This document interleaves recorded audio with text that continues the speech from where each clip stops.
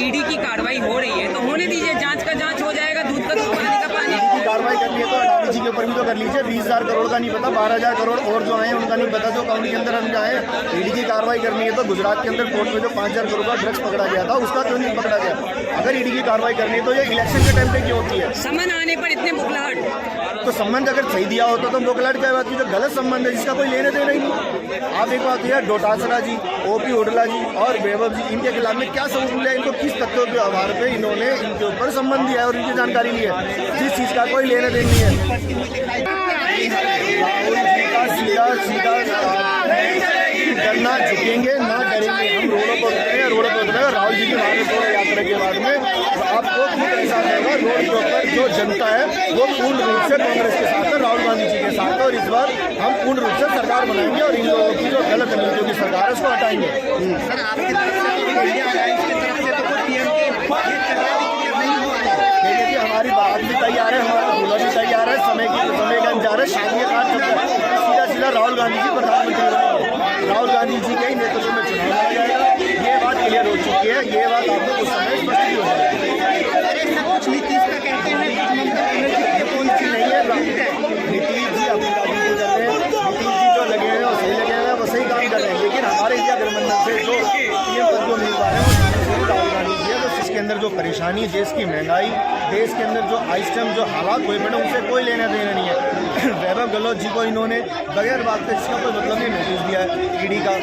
OP Hudla जी को जो अभी कांग्रेस ज्वाइन करी है, जो अभी विधायक के लिए दोबारा से कांग्रेस की तरफ से कैंडिडेट हो चुके हैं, उनको इसीलिए खाली ईडी का नोटिस दे दिया गया क्योंकि इन्होंने कांग्रेस की सरकार गिरने से बचाई थी।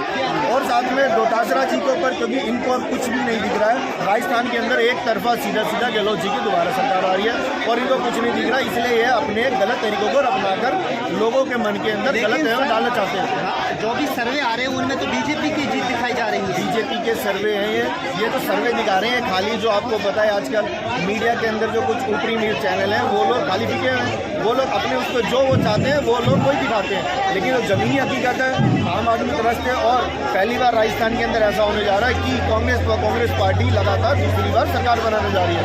3 दिसंबर को जो चुनाव नतीजे आएंगे सुबह 10 बजे आपको हम मिठाई खिलाने के लिए खुद आमंत्रित कर रहे हैं, आप आ जाइएगा मिठाई खाने के लिए। सर आप सीबीआई पे भी उंगली उठाते हो, मीडिया पे भी उठाते हो, आपके खिलाफ जो भी बात करता है आप उसको टारगेट करते हो। मीडिया का सर आप सीधी बात देखिए, जो इलेक्ट्रॉनिक मीडिया जो हमारी नेशनल मीडिया सिस्टम चल रही है उसके अंदर क्या होता है, अब आप सरकार से सवाल करेंगे और विपक्ष से सवाल करेंगे, वो लोग विपक्ष से सवाल करते हैं, सरकार से कोई सवाल नहीं करते। महंगाई के ऊपर कितनी डिबेट हुई आप ये बताइए, मणिपुर का माँ तक नहीं निकला मीडिया के अंदर अभी तक किसी भी चैनल के ऊपर उठा के दे रहे। लेकिन ये लोग इजराइल पहुंच गए, यहाँ से मणिपुर नहीं गए अपने घर के अंदर, जहाँ पे जो बहन बेटियों के साथ जो कितना गलत अपराध हुआ था उसके खिलाफ इनके मुँह से एक आवाज नहीं निकली है।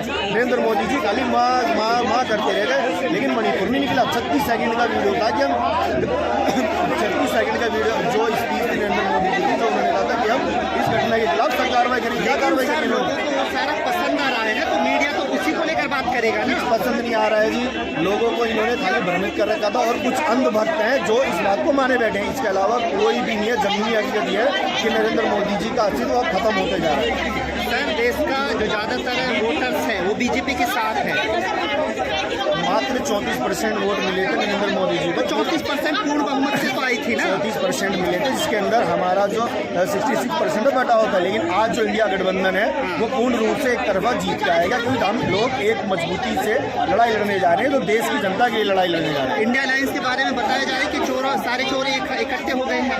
हमारे इन लोगों के मुंह पे अपनी मर्जी अपनी बात रहती है। इन लोगों की नज़र में सब चोर हैं। इन लोग अब बीजेपी की नज़र में अजीत पवार बहुत अच्छे आदमी है, बीजेपी की नज़र में राणा साहब बहुत अच्छे आदमी हैं, जो महाराष्ट्र गए हैं। भारतीय जनता पार्टी की नज़र के अंदर हर वो बंदा निरमा वाशिंग पाउडर से धुल जाता है जो बाहर से आता है, उसके ऊपर भ्रष्टाचारों को झूठा आरोप लगाते हैं और उसके बाद में उसको बीजेपी में ज्वाइन करवा लेते हैं, वो सही हो जाता है, बाकी सब उसके खिलाफ में गलत रहते हैं। तो सर कैसे आप मुकाबला करोगे बीजेपी का? अगर आपके माने तो ईडी और सीबीआई इनके हिसाब से काम कर रहा है, तो आप लोग डरे हुए कैसे मुकाबला करोगे? हम लोग किसलिए, अगर हम डरे होते तो आज हम रोडों पर नहीं होते। अरे सर की रिक्वेस्ट में ये कड़वी सच्चाई है, राहुल जी का सीधा सीधा डरना, झुकेंगे ना डरेंगे, हम रोडों पर उतरेंगे। राहुल जी की भारत यात्रा के बाद में आपको खुद ऐसा रहेगा, रोड के ऊपर जो जनता है वो पूर्ण रूप से कांग्रेस के साथ है, राहुल गांधी जी के साथ है। और इस बार हम पूर्ण रूप से सरकार बनाएंगे और इन लोगों की जो गलत नीतियों की सरकार है उसको हटाएंगे। सर आपकी तरफ से तो इंडिया अलायंस की तरफ से तो कोई पीएम के ये चल रहा है कि नहीं हुआ है। देखिए जी, हमारी बात भी तैयार है, हमारा दूल्हा भी तैयार है, समय का इंतजार है, शादी का कार्ड चल रहा है। सीधा सीधा राहुल गांधी जी प्रधानमंत्री बनेंगे, राहुल गांधी जी के ही नेतृत्व में चुनाव लड़ा जाएगा। ये बात क्लियर हो चुकी है, ये बात आपको उस समय स्पष्ट ही हो जाएगी। अरे सब कुछ नीतीश का कहते हैं, ममता बनर्जी कौन सी नहीं है, नीतीश जी अपनी राजनीति कर रहे हैं, नीतीश जी जो लगे हुए हैं वो सही लगे हुए हैं, वो सही काम कर रहे हैं। लेकिन हमारे इंडिया गठबंधन से जो पीएम पद को उम्मीदवार है वो सीधे राहुल गांधी जी है, तो सीधा सीधा इस बार क्लियर है कि उनके सामने नरेंद्र मोदी के सामने कोई ऐसा कैंडिडेट नहीं तो लड़ सके राहुल गांधी जी के अलावा। अगर ईडी की कार्रवाई हो रही है तो होने दीजिए, जांच का जांच हो जाएगा, दूध का दूध पानी का पानी। की कार्रवाई करनी है तो अडानी जी के ऊपर भी तो कर लीजिए। 20,000 करोड़ का नहीं पता, 12,000 करोड़ और जो आए उनका नहीं पता, जो अकाउंट के अंदर हम जाए। ईडी की कार्रवाई करनी है तो गुजरात के अंदर कोर्ट में जो 5,000 करोड़ का ड्रग्स पकड़ा गया था उसका क्यों नहीं पकड़ा गया? अगर ईडी की कार्रवाई करनी है तो ये इलेक्शन के टाइम पे क्यों होती है? समन आने पर इतने बुखलाहट, तो संबंध अगर सही दिया होता तो बुकलाट क्या बात की, जो गलत संबंध है जिसका कोई लेने देना ही नहीं। आप एक बात यार, डोटासरा जी, ओपी हुडला जी और वैभव जी, इनके खिलाफ में क्या सबूत मिला? इनको किस तथ्यों के आधार पे इन्होंने इनके ऊपर संबंध दिया है और इनकी जानकारी ली है? जिस चीज का कोई लेने देन नहीं है।